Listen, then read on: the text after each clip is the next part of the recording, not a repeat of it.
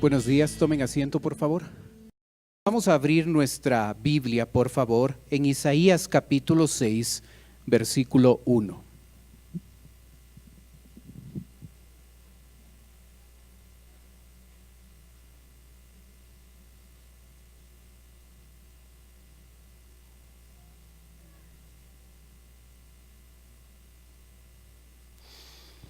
Isaías capítulo 6,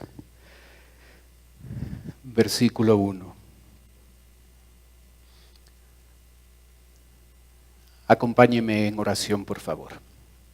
Oremos.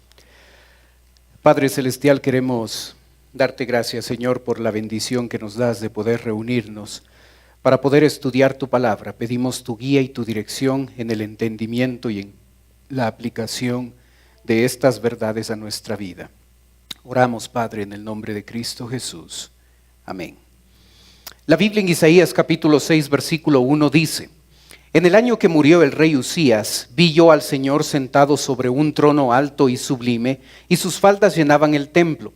Por encima de él había serafines, cada uno tenía 6 alas, con 2 cubrían sus rostros, con 2 cubrían sus pies, y con 2 volaban. Y el uno al otro daba voces diciendo: Santo, Santo, Santo, Jehová de los ejércitos, toda la tierra está llena de su gloria. Y los quiciales de las puertas se estremecieron con la voz del que clamaba, y la casa se llenó de humo.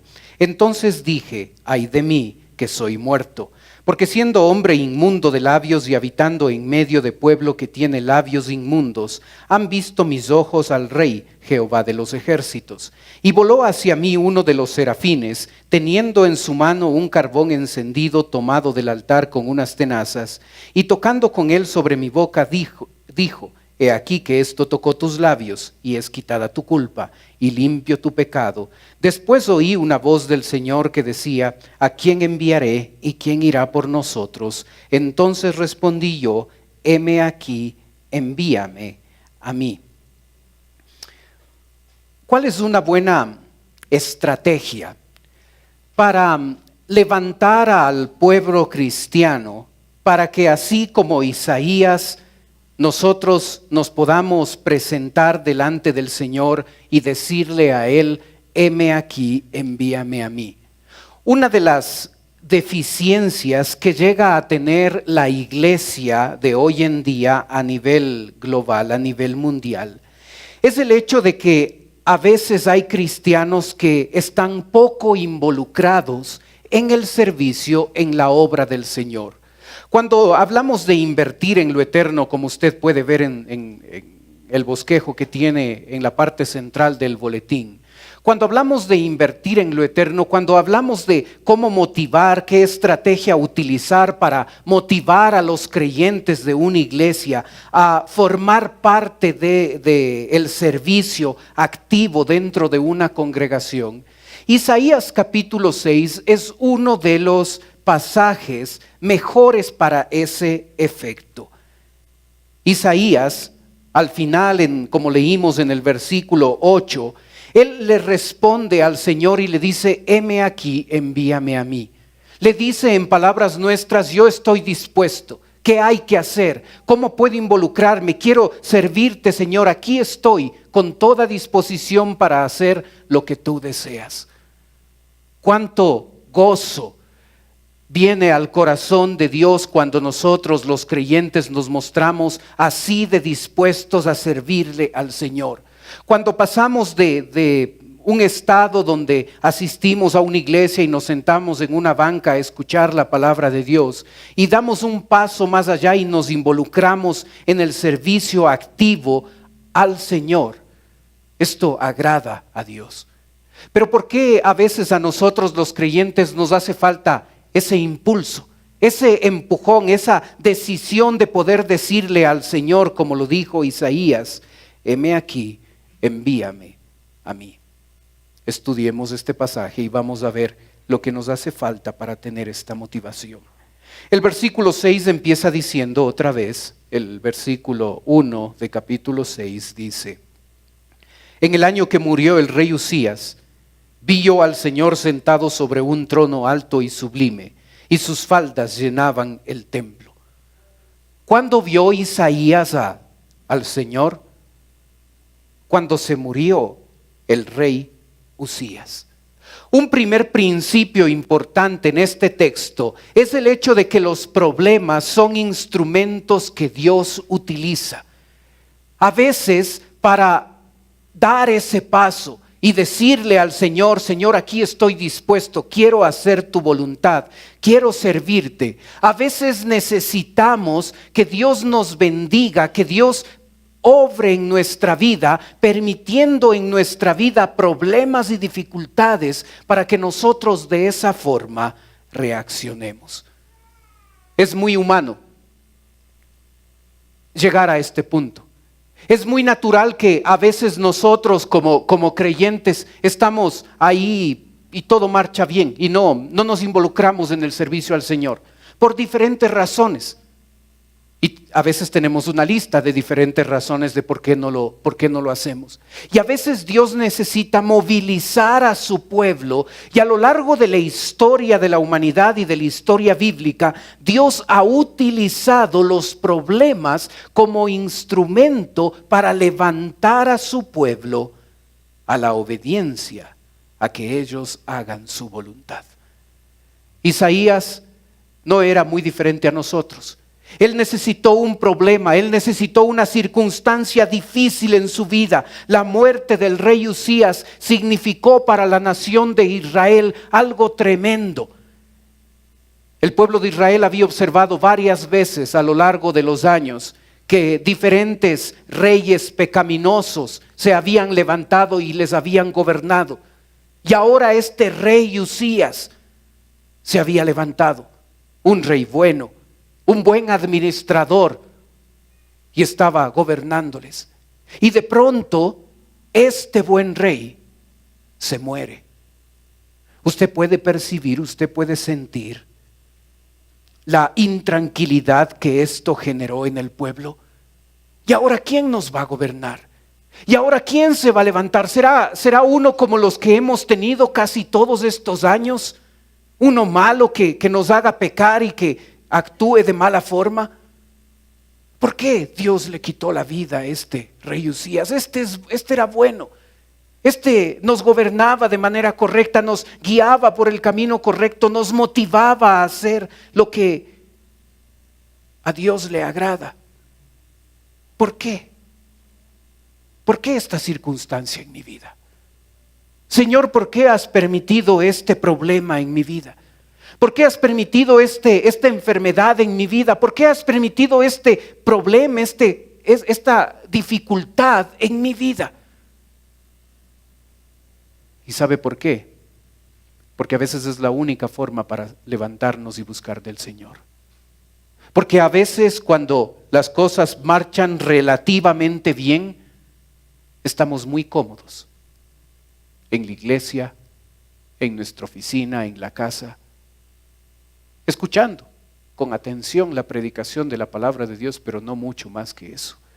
Así es que, como Dios conoce muy bien nuestra naturaleza humana, a veces tiene que bendecir nuestras vidas con un problema, con una dificultad, para que este problema, esta dificultad nos lleve a movilizarnos y comprometernos de una mejor manera para el Señor. Usted necesita un problema en su vida para que usted le diga al Señor, heme aquí. ¿Sabe si Dios considera necesario obrar en su vida o en la vida de nuestra iglesia y enviarnos una circunstancia, un problema que nos haga reaccionar y que nos haga enfocar nuestra vida, no en aquellas cosas temporales que diariamente nos concentramos, sino que empecemos a tener un enfoque en lo eterno, invirtiendo toda nuestra vida en aquello que permanece para siempre? Dios lo va a hacer. Creo que le he contado a usted hace ya algún tiempo que en un momento de mi vida cristiana yo por varias semanas, por varios meses, Como pastor de esta iglesia, yo le oré al Señor entendiendo este principio y cómo Dios utiliza los problemas y las dificultades. Yo le oré al Señor: Señor, nuestra iglesia necesita problemas. Nuestra iglesia necesita dificultades. Señor, yo te pido que tú nos bendigas a nosotros, a esta iglesia, con un problema tan fuerte que nos haga levantar de nuestra comodidad y que nos haga ver la realidad de la necesidad del mundo, un mundo que muere sin Cristo, y nosotros, tus hijos, estamos cómodos. Así es que si usted ha sido bendecido por algún problema en estos últimos meses, no me dé las gracias, por favor, de nada. Usted puede estar seguro que yo he orado y oraré otra vez por problemas y dificultades en nuestra vida. No porque soy masoquista, no porque no me duele y no me afecta los problemas que vienen a mi hogar y a mi familia, por supuesto que sí. Pero entiendo claramente que a veces, para levantarnos de nuestra comodidad, el Señor necesita bendecir nuestras vidas con una dificultad para que entonces... ¿Qué le pasó a Isaías cuando murió el rey Uzías? Vio al Señor. No vio antes. No se registra en todo el libro de Isaías que Isaías vio antes al Señor. Lo vio por primera vez después de que Dios bendijo a la nación de Israel con la muerte de un buen rey, el rey Uzías. Recuerde, número 2, que los problemas tienen propósito. Dios no permite problemas en nuestra vida porque a Él le encanta vernos sufrir. Hay razones específicas, hay propósitos específicos de por qué Dios permite en nuestra vida problemas y dificultades. Cuando muere el rey Uzías, el texto, versículo 1 dice: vi yo al Señor sentado sobre un trono alto, sublime, y sus faldas llenaban el templo. La visión que Isaías tuvo de Dios fue ver a un Dios grande, a un Dios poderoso, a un Dios excelso, a un Dios 3 veces santo. Y sabe lo que sucede a veces en nuestra vida es que cuando tomamos las Escrituras, el Dios que llegamos a ver nosotros es un Dios pequeño. Es un Dios tan pequeño que no nos puede ayudar en todas las dificultades que tenemos. Creemos, a veces nuestra fe, nuestra creencia en el Señor es en un Dios pequeño.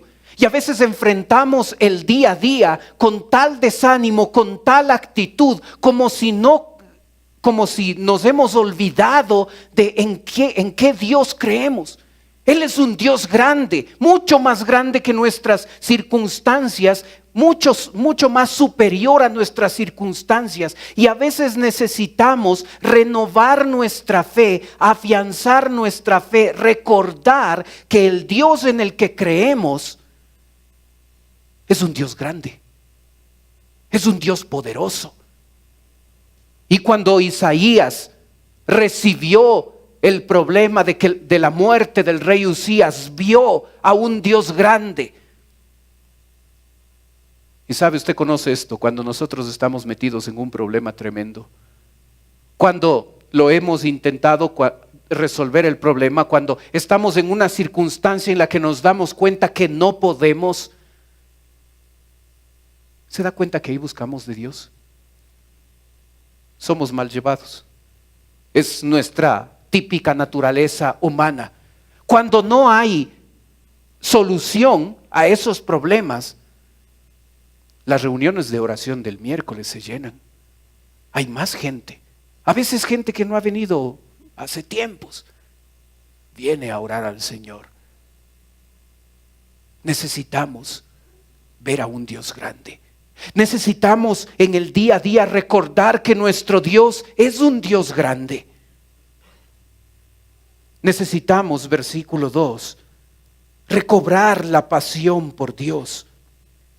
El versículo dice: porque encima de él había serafines, cada uno tenía 6 alas, con 2 cubrían sus rostros, con 2 cubrían sus pies y con 2 volaban. serafines, una clase de ángeles especiales. Los serafines están relacionados con la cercanía y la gloria de Dios, la santidad de Dios, y por eso les vemos aquí. De hecho, la palabra serafines de esta referencia a los ángeles solo ocurre aquí en Isaías. No se los menciona en ningún otro lugar de las Escrituras. Pero lo interesante es que estos serafines poseían 6 alas y necesitaban ocupar 4 de sus alas para cubrirse del resplandor de la gloria de Dios. Ellos habían estado un montón de años viendo la gloria del Señor. Esta no es la primera ocasión en la que ellos ven la gloria del Señor. Habían pasado decenas de años, miles de años, y estos serafines estaban viendo, sintiendo la gloria, la grandeza, el resplandor de Dios.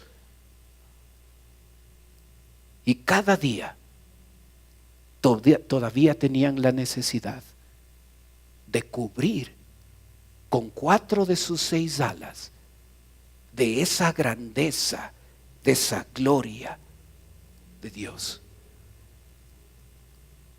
Se da cuenta que hay una ley que se llama la ley del retorno decreciente. Esta ley significa que cuando nosotros tenemos una primera experiencia con algo, esa situación es tremendamente grandiosa. Y después, la segunda vez, la tercera, la 10ª, la 20ª vez, va bajando la satisfacción que esa experiencia, que esa circunstancia tiene en nuestra vida. En esta semana yo tuve una experiencia así con un plato de comida. Mi esposa se metió a la cocina a experimentar un plato y wow, yo le dije, por favor, debes hacer esto una vez a la semana. Muy bueno, me encantó.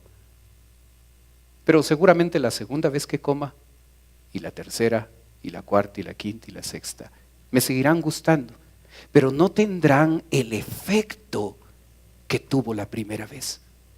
¿Sabe? Aunque esta ley existe, la ley del retorno decreciente, cuando nosotros hablamos de nuestra relación con Dios, la pasión que sentimos por el Señor no debe decrecer.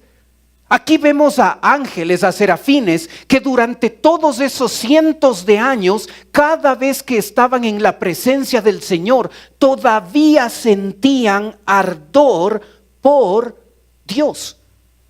¿Sabe cuál es el significado de serafín? Ardiente, apasionado.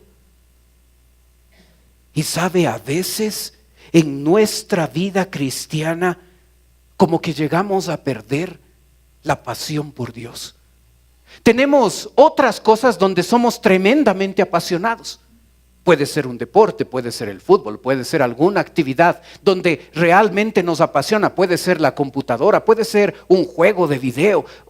Hay cosas en nuestra vida que nos llegan a apasionar, que no tienen que decirnos 2 veces, haz esto, porque nosotros ya estamos metidos ahí, porque nos encanta esto. Piense, seguramente usted tiene una o varias cosas que le apasionan. Pasión. ¿Hemos perdido nuestra pasión por Dios? Compartimos hace poco esta diapositiva, una comparación entre el fútbol y el cristianismo. Y en el fútbol, un buen hincha, un apasionado hincha, conoce a todos sus jugadores. El cristiano conoce todos los libros de la Biblia. En el fútbol, un apasionado sabe cuáles son los horarios de los partidos. El cristiano sabe cuáles son los horarios de los cultos. En el fútbol, asistir a todos los partidos es una obligación. A veces el cristiano no asiste a todos los cultos. En el fútbol, un apasionado por el deporte habla a otros de su equipo. Trata de convencerles, no, el Barcelona es el mejor, o la Liga es el mejor. Hablamos. Ahí no ponemos pretexto de qué dirán, tengo vergüenza, tengo recelo. Y a veces en el cristianismo no hablamos a otros de Jesús.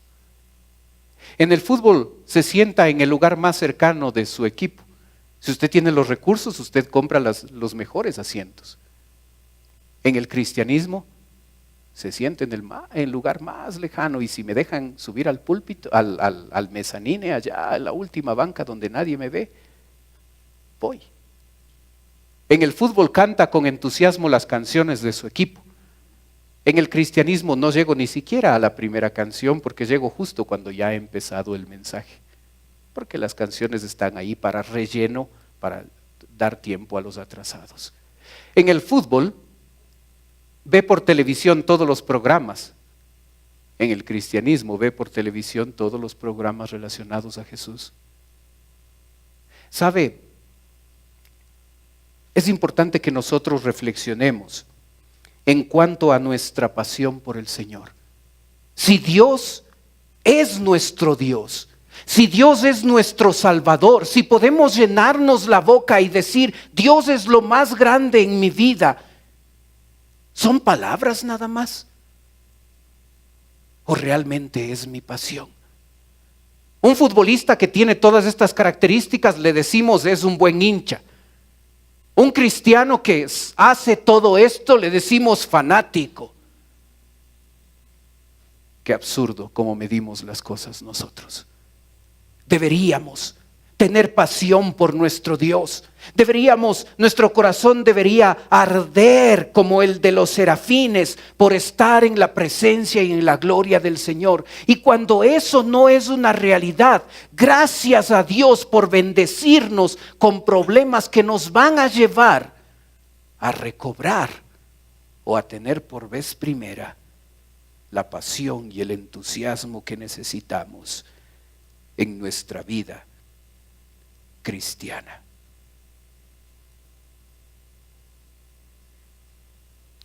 ¿Sabe cuál es una de las razones por qué la persona pierde su pasión por el Señor? El versículo 5 lo menciona. Es el pecado. Versículo 5 dice: entonces dije, ay de mí que soy muerto, porque siendo hombre inmundo de labios y habitando en medio de pueblo que tiene labios inmundos, han visto mis ojos al Señor, Jehová de los ejércitos. ¿Sabe? El problema de Isaías y del pueblo no se encontraba solo en los labios inmundos. Los labios, nuestro lenguaje, nuestra manera de hablar, tiene una conexión directa con nuestro corazón. Mateo 12 dice, porque de la abundancia del corazón habla la boca. Así es que hay una conexión en mi hablar y mi corazón y mi vida, todo mi ser. Cuando la Biblia utiliza la palabra corazón, no se está refiriendo al músculo que tenemos en el pecho, se está refiriendo a la totalidad del ser. Así es que cuando hablamos tonterías, cuando hablamos malas palabras, cuando tenemos un lenguaje inmundo, en verdad nuestro lenguaje está reflejando nuestra realidad de nuestro corazón, lo que tenemos en el interior, en verdad. Así es que el problema de Isaías y el problema de el pueblo de Israel no era que tenían un lenguaje inadecuado, es que había pecado en su vida, en su corazón. Y una de las maneras más eficaces, más eficientes de perder la pasión por el Señor es mantener pecado no confesado en la vida. Cuando usted y yo somos desobedientes al Señor, cuando nosotros pecamos, cuando nosotros mantenemos hábitos pecaminosos, cuando nosotros tenemos pecados en nuestra vida, eso automáticamente nos quitará el deseo y la pasión por Dios. Ya los cultos no serán lo mismo. Ya el mensaje de la predicación ya no será el mismo. Ya la lectura de la palabra de Dios ya no tendrá el efecto que tenía cuando estábamos bien con el Señor. Ya la oración será algo que lo hago por rutina, por obligación, porque me toca hacer. El pecado es una de las razones principales para perder la pasión. ¿Hay pecado en su vida? Yo no puedo ver el corazón de usted. Veo la fachada nomás. Lo guapo que vino. Bueno, lo elegante que vino. No puedo ver el corazón. Usted sabe cómo está con el Señor. Usted sabe cómo está. Y si hay pecado, si hay desobediencia, usted no tendrá ganas de Dios. Usted no tendrá deseos de la palabra, de la oración. Usted no tendrá deseos de decir como dijo Isaías: Señor, heme aquí. Yo estoy aquí como tu voluntario. ¿Qué puedo hacer? Ocúpame, úsame. Usted no tendrá ganas de eso.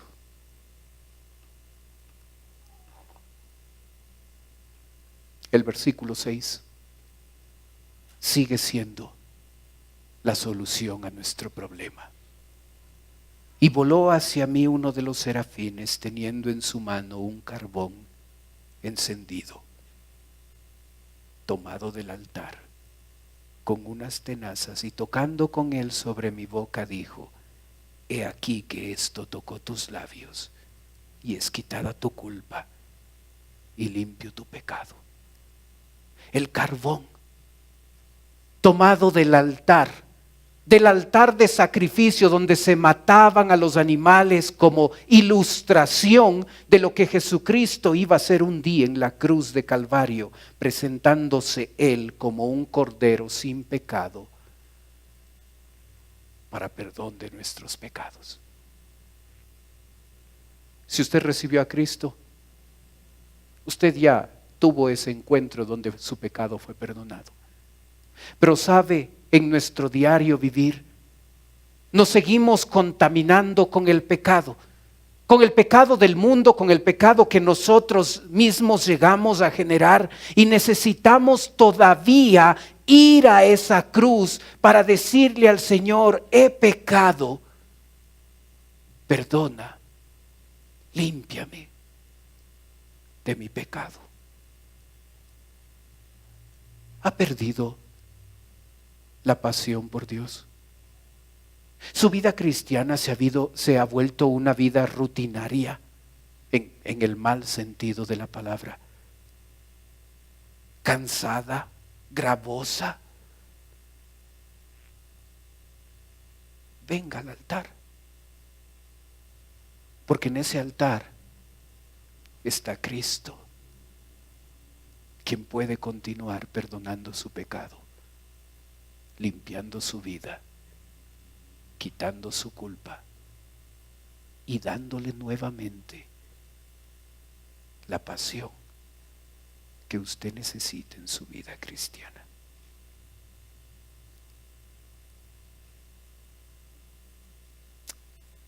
Cuando el problema está solucionado, observe lo que sucede automáticamente. Versículo 8. Después oí la voz del Señor. ¿Después de qué? De que el problema fue resuelto. ¿Y sabe por qué a veces gente no escucha a Dios? Usted puede estar oyendo acerca de Dios, pero no necesariamente escuchando. Usted puede estar oyendo en este momento acerca de Dios, pero escuchar tiene la idea no solo de oír, tiene la idea de obedecer, y esa es la diferencia entre oír y escuchar. Así es que puede ser que esta mañana hay muchos que están oyendo la predicación del mensaje, y la gente que está conectada por internet viéndonos en vivo, puede ser que también están oyendo acerca de Dios. Pero otra cosa muy diferente es escuchar. Cuando yo escucho, no solo completo el acto de oír, doy un paso más allá y obedezco lo que Dios me está diciendo. Sabe, hay que estar preparado para poder escuchar. Todos pueden oír, pocos pueden escuchar. Y para poder escuchar, yo necesito resolver primero mi problema de pecado, acercarme al altar y encontrar en Jesucristo la limpieza y el perdón que necesito. Y cuando ese problema está resuelto, entonces después oí la voz del Señor.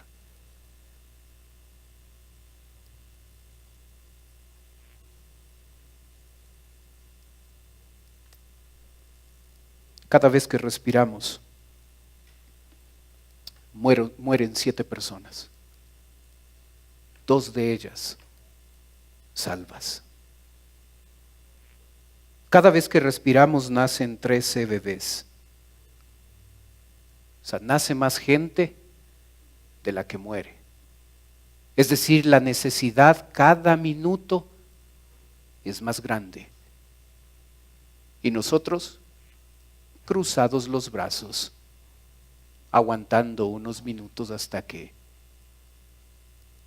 el sermón largo del pastor termine y poder salir de aquí y poder vivir como si no conociera del Señor. La necesidad es grande.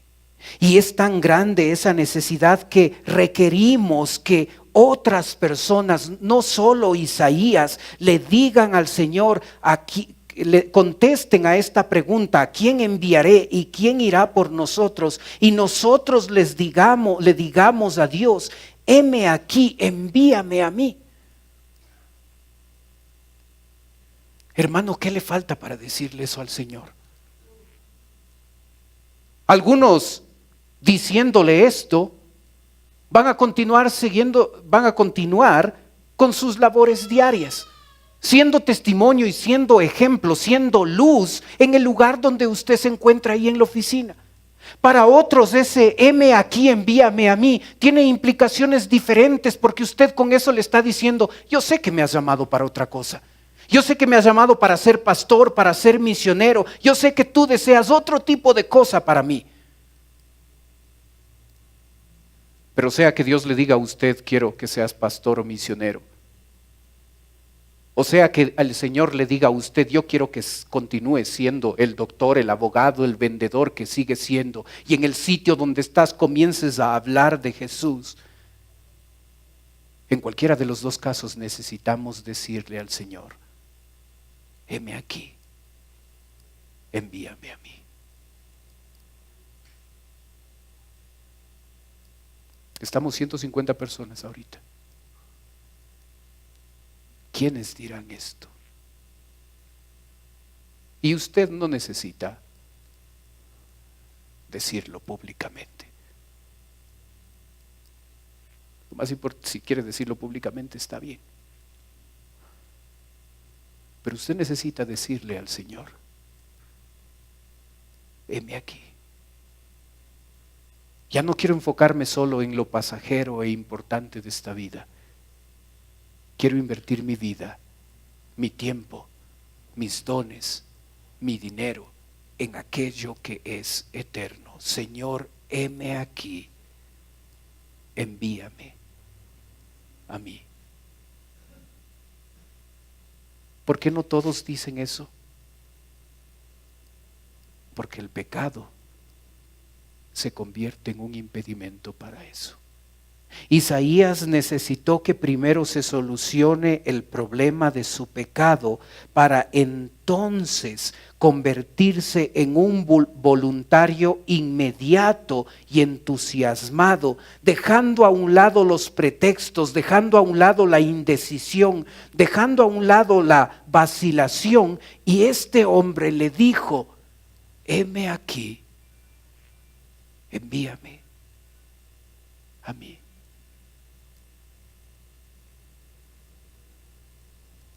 Si usted cree en un Dios grande, si usted está limpio de pecado, la respuesta normal será: heme aquí, envíame a mí. Oremos.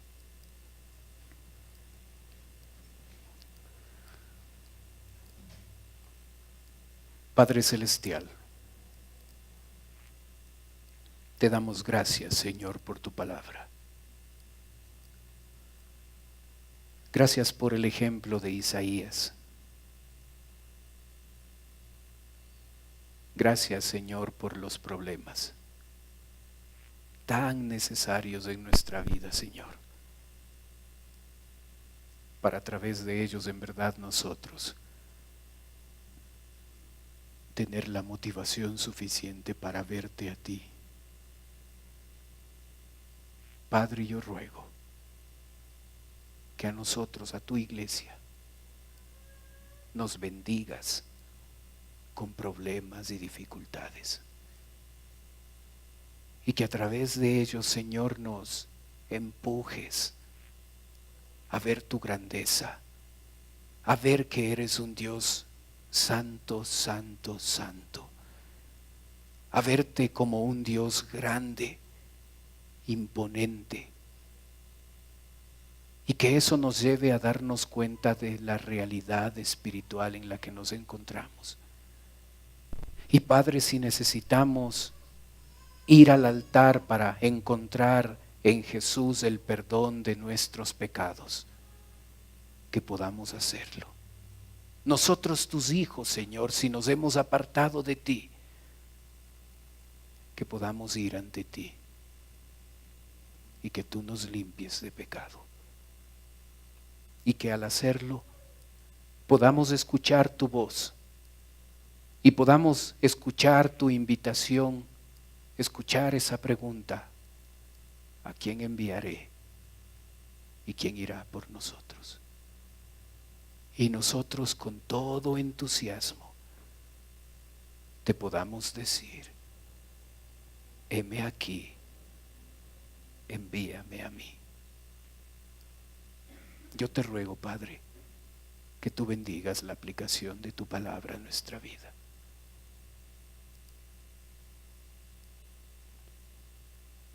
Mientras usted mantiene sus ojos cerrados, use este tiempo, continúe orando al Señor. Quizás pidiendo perdón o quizás diciéndole: Señor, heme aquí, yo quiero invertir en lo eterno. Yo quiero invertir mi vida en lo que realmente perdura. Yo quiero invertir los dones y talentos que tú nos has dado. Dígale al Señor: yo quiero invertir los recursos que son tuyos en la obra misionera de esta iglesia. Y mientras usted hace eso, puede ser que haya alguna persona que nos está visitando por primera vez. Y si usted viene por primera vez a nuestra iglesia y usted dice: pastor, yo quisiera que usted ore por mí. Mientras todos tienen sus ojos cerrados, usted puede levantar un ratito su mano: solo yo estoy mirando, y con eso usted me está diciendo: vengo por primera vez, ore por mí. Gracias, veo su mano. Bájela nomás. Gracias, veo su mano también.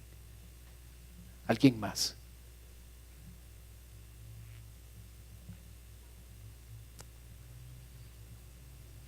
Para las personas que levantaron su mano, en un ratito yo voy a orar por usted, como le dije. Pero quiero ofrecerle algo más. Esto es totalmente voluntario, no se sienta obligado o obligada a hacerlo. Pero si usted quiere hacerlo, hágalo con toda confianza. Usted puede tomar sus cosas y puede pasar a la parte de abajo donde estoy yo. Los demás están teniendo sus ojos cerrados para que a usted no le dé recelo, no le dé vergüenza de pasar. Pero si usted lo hace, alguien se va a acercar, le va a llevar a otro lugar de la iglesia y en un lugar privado esa persona va a escucharle. Va a orar también por usted, pero sobre todo le va a presentar a Cristo. Así es que si usted quiere venir, venga con toda confianza, sin ningún recelo. Queremos servirle, queremos ayudarle. Venga en este momento. Los demás tienen los ojos cerrados para que no le dé vergüenza de pasar.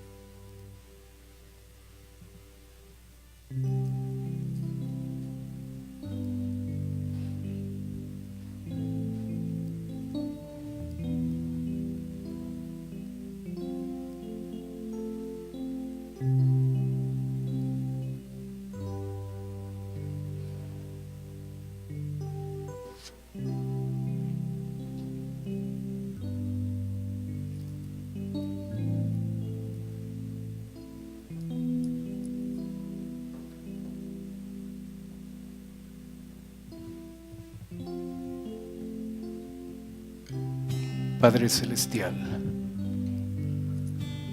te ruego, Señor, por las 3 personas que pasaron. Señor, oro por tus hijas que van a estar compartiendo el Evangelio en este momento. Que tú les utilices a ellas, que tu palabra pueda ser predicada, y que si todavía no te han recibido como Salvador personal hoy, puedan poner su fe en ti. Te ruego por sus necesidades, conforme a tu voluntad, súplela, Señor. Ayúdanos a nosotros, tus hijos, que podamos llegar al punto de hacer a un lado los pretextos y te podamos decir a ti: heme aquí, envíame a mí. Oramos en el nombre de Cristo Jesús. Amén. La mies es mucha y hay gran necesidad, y pocos obreros al campo van. Hoy muchos se pierden, viven sin dirección, vagan como ovejas sin pastor. Heme aquí, envíame a mí. Heme aquí, envíame a mí. Yo iré por aquellos que vagan sin ti. Heme aquí, heme aquí, envíame a mí. Heme aquí, envíame a mí. Yo iré por aquellos que vagan sin ti. Envíame a mí. Yo iré.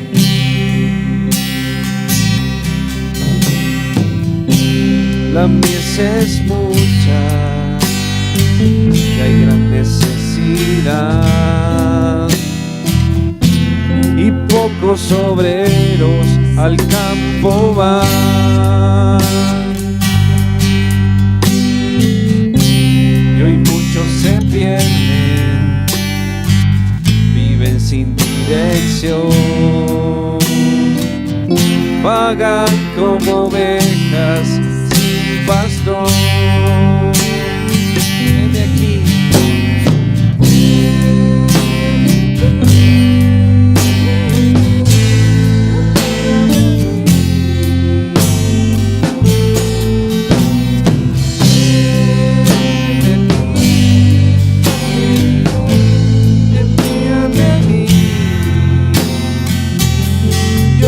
por aquellos que vagan sin ti. Heme aquí, heme aquí,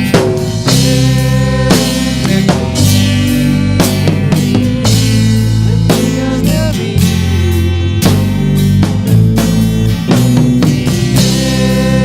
Heme aquí, envíame a mí. Yo iré por aquellos que vagan sin ti. Envíame a mí. Yo iré.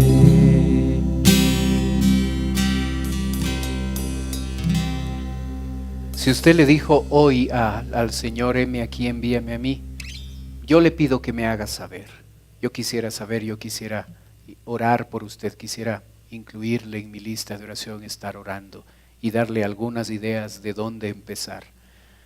Porque yo recuerdo la vez que yo le dije al Señor: heme aquí, le dije, pero después de eso no tenía idea de qué hacer. En nuestra iglesia tenemos toda una estructura, todo un plan para que usted pueda involucrarse en ese plan y poder servirle al Señor. Así es que con toda confianza, por favor, hágame saber si usted le ha dicho al Señor, heme aquí. Amén.